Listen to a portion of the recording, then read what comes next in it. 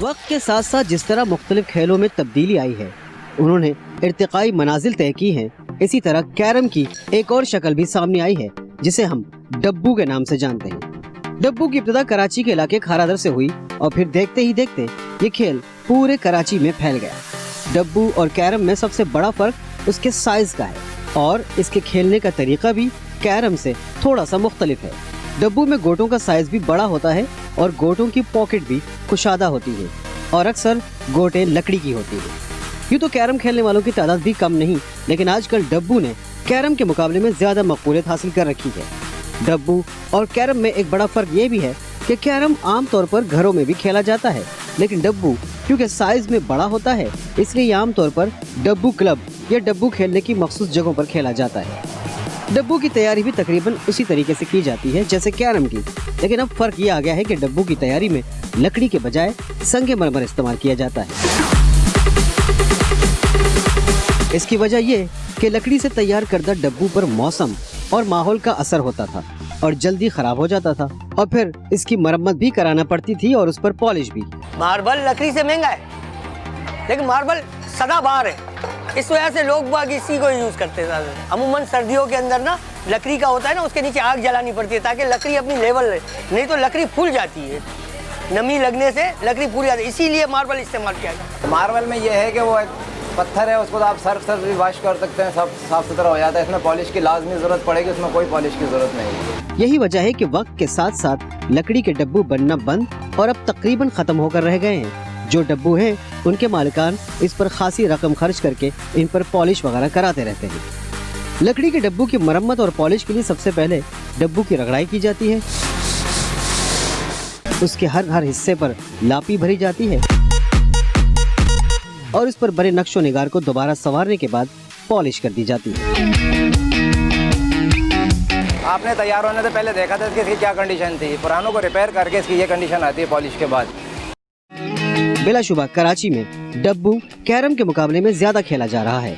यही वजह है कि इसकी तैयारी भी ज्यादा होती है। डब्बू में संगमरमर के इस्तेमाल ने इसके आए दिन खराब होने और पॉलिश वगैरह कराने की झंझट से जान छुड़ा दी है, क्योंकि संगमरमर पर गर्मी सर्दी का असर नहीं होता और मैला हो जाने पर इसे बासानी धोया जा सकता है। संगमरमर का डब्बू बनाने के लिए सबसे पहले संगमरमर से बनी सिलों की कटाई की जाती है।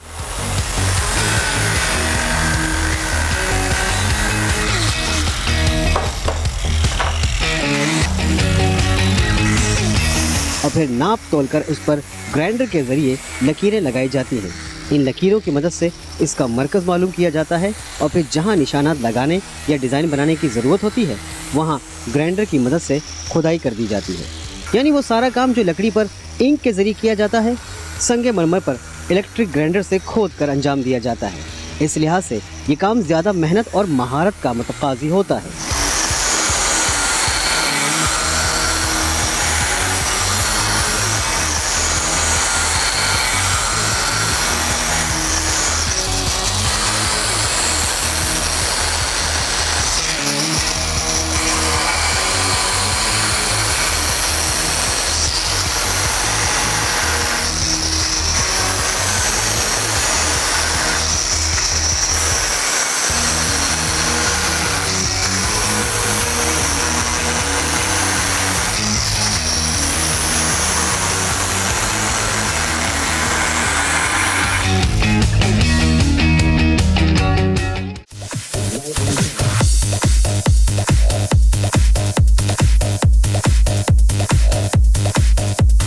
ग्राइंडर के जरिए बनाए गए डिजाइन में रंग भर दिया जाता है।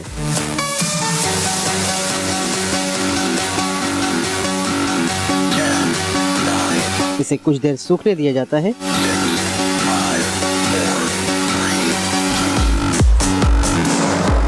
और सूखने के बाद इसकी घिसाई का काम शुरू हो जाता है, जिसमें कई अक़साम के पत्थरों का इस्तेमाल किया जाता है।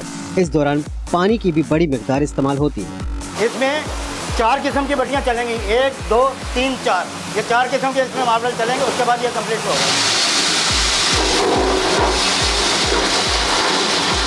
घिसाई होने के बाद इसे फाइनल टच दिया जाता है। इस अमल को नमदा लगाना कहते हैं। नमदा लगाना दरअसल पॉलिश ही का अमल होता है, जिससे संगमरमर में चमक आ जाती है। ये काम मुकम्मल होने के बाद अब संगे मरमर की शीट पर बने इस डब्बू को मुकम्मल करने के लिए इसके फ्रेम की तैयारी का अमल शुरू हो जाता है।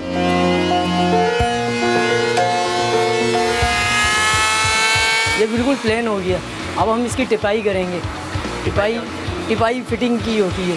वो जैसे पौना इंच ना मार्बल के अंदर जाएगा ये बॉर्डर। ये 4-4 इंच साइडें छोड़ के पॉकेट का साइज़ 4.5 छोड़ते हैं।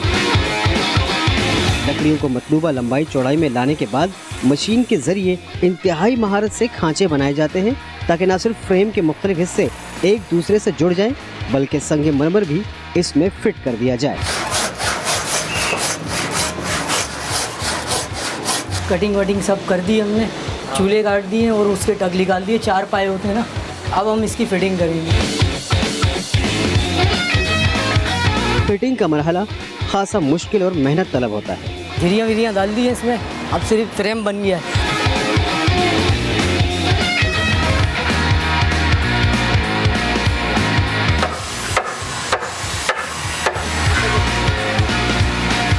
सर ये फिटिंग हो गई है इसकी।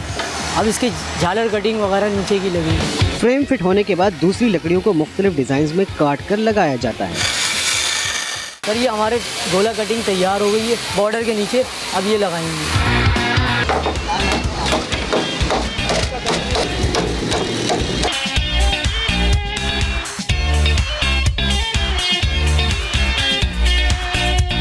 अब ये मतलब इसकी लापी हो चुकी है। ये 10 मिनट तक सूखेगी, फिर इसकी घिसाई होगी, फिर इस पर कलर चढ़ाया जाएगा।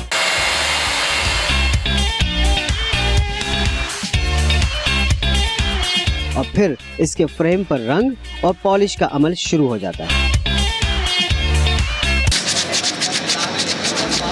रेगमाल लग चुका है। अब इस पर कलर दे रहे हैं हम लोग। कलर के बाद ये फिर फिनिशिंग में आएगा, फिर इस पर पॉलिश फाइनल हाथ लग जाएगा।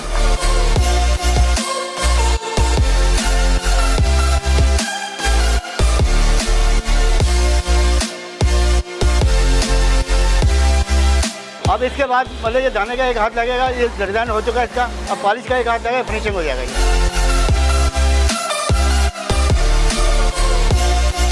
जी पहले हमने इसमें मतलब कलर चढ़ाया, पॉलिश चढ़ाई। अब ये कंप्लीट हो चुका है, फाइनल हो चुका है।